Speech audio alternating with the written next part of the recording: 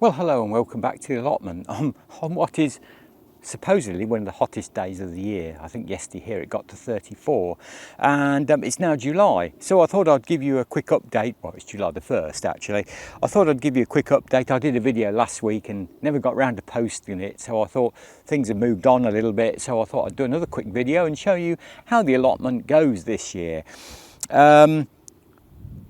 Here we're in what I can only describe as quite a serious drought. I was thinking the other day, I've started, several weeks ago now, digging my early potatoes, and basically, since I set them, they've hardly had any rain on them. I know other parts of the country, I know people in Merseyside and down in Bristol area, they have had so much more rain than we have here. We have hardly. April, May and June were just incredulously dry. In fact, the end of March was dry. They do tell me round in this sort of area of the sort of East Midlands, Northamptonshire, where I am, it is now drier than it was in that hot summer of 1976, and as you can see, that the ground here is just like dust basically, and so it's been a monumental job just to keep things going. Watering. I'm quite a long way from the water, and basically all you can do is just keep stuff growing. So I've kept them. I'd planned to I'd grown some flowers, and I thought, and various other different things I was going to set this year, but basically I've set them at home because you have to really limit yourself to what you can water basically every day, and if you start going over that, it takes hours and hours to lug cans of water from the water tank. So I've cut my ideas down, which is what you have to do in gardening. My neighbour's got loads of bits and pieces set, and they really struggle to keep theirs watered. But anyway, I'm delighted with how it's going. I'm not complaining. It's been dry, so in some respects, that suits a lot of people more than wet, but the farmers and gardeners have really suffered this spring and start of the summer here. But we'll have a quick walk round and I'll show you how it goes. So a couple of rows of early potatoes there, the Duke of York, which I've started digging some of those. They're okay. They being an old variety, and I think being so dry, they go a little bit mashy, so when I want a mashed potato, they're the ones I use. The strawberries were amazing. I started picking strawberries, on about the 12th or 13th of May, and I picked the last few yesterday. And I know strawberries don't freeze particularly well because they go a bit mushy, but I thought I could make some jam with them, because I've made 6 pots of jam up to now, and I've frozen a lot of strawberries because we just couldn't keep up eating them. So I've got a lot more in the freezer that I can make some more jam of. So they've been amazing. Consider I only set them out last summer. It was last August time. I think I did a video about it. Then I've got a row of rocket potatoes there, which are brilliant. They're a nice white potato, not too big, not too small, and they do keep whole cooking still. And as you can see, my potatoes are suffering basically from the drought, just from the drought. You can't how much water you can throw at potatoes. I've got 2 nice rows here that I try and keep a drop of water going on. These are, if we just go up a little bit, you can see these are 2 full rows of Desiree and Maris Piper main crop. So we'll see how long I can keep those going if we don't have any rain. But gardening is a lottery, isn't it? You have to. Some years you do well, others, it's a struggle. My runner beans, they start to take off well now and got some nice flowers on. I've even noticed 1 or 2 this morning when I've been watering them. The beans are starting to set, which is great. I love runner beans. I think an allotment, if I could only grow one thing on an allotment, it would be runner beans. So I'm pleased how they go. The onions, they're the winter onions that I set. They could be harvested now and dried off really. Got 3 pumpkin plants that I was given there and just set them there. This bit of ground I'm trying to keep fallow. You can see I've still got, the dreaded for all my efforts. I've still got a lot of bindweed coming up, so you still have to keep on top of it, get on there and fork it off and get it off. You know, if you don't want to use sprays or any nasty chemicals, I found that's the answer. You just got to keep at it and try and get as much as the forked out the ground as you possibly can. Still got some broad beans, although they are going over now, but they have been amazing. The broad beans you buy in the shops are truly nothing like broad beans you grow yourself.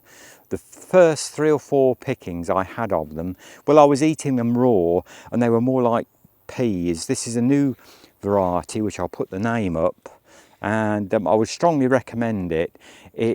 Most people's on the site have got horrendous black fly. This hasn't got black fly hardly at all. It's got 1 or 2 bits on it now.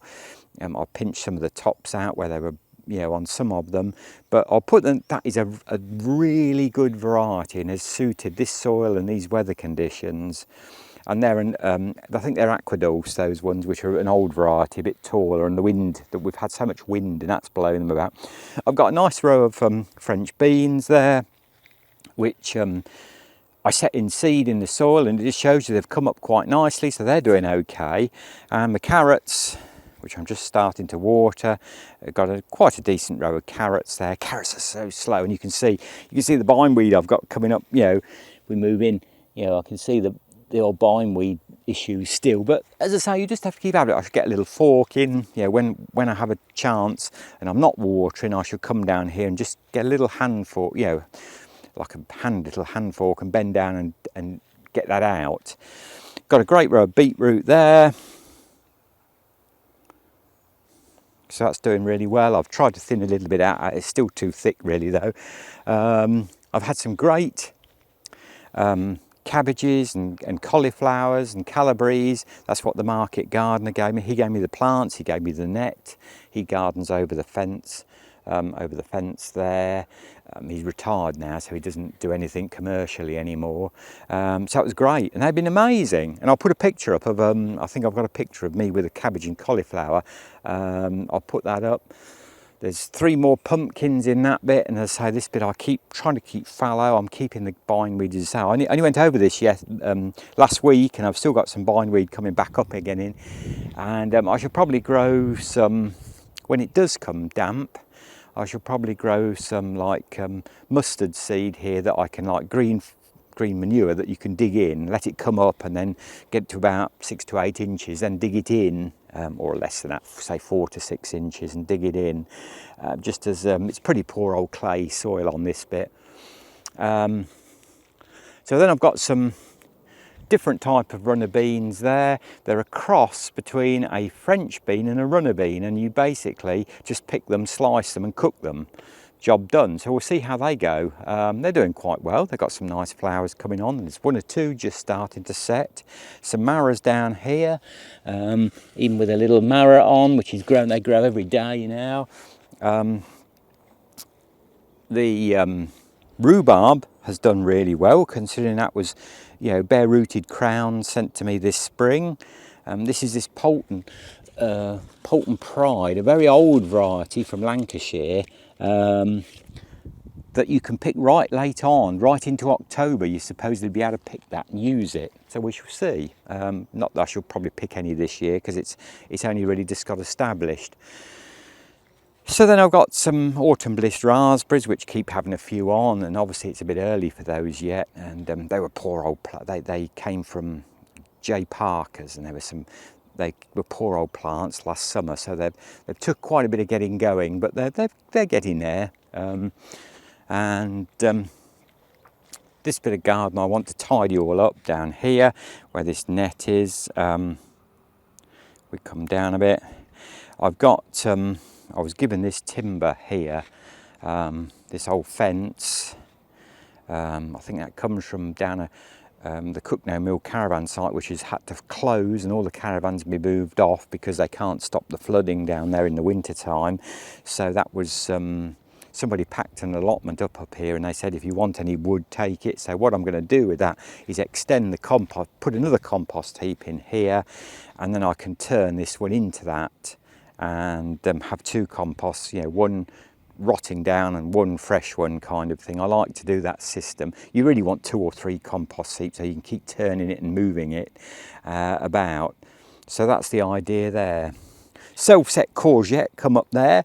Amazingly, we must have thrown one on the compost heap and the seed has come off last autumn and it's come up on its own. So yeah, there we go. That's the allotment, as I say, and what I'll do, I'll just show you how far I have to fetch water now, and you'll see why, you know, it's a little bit of a trek really. So if we get the wheelbarrow, I'll get the wheelbarrow and we set off.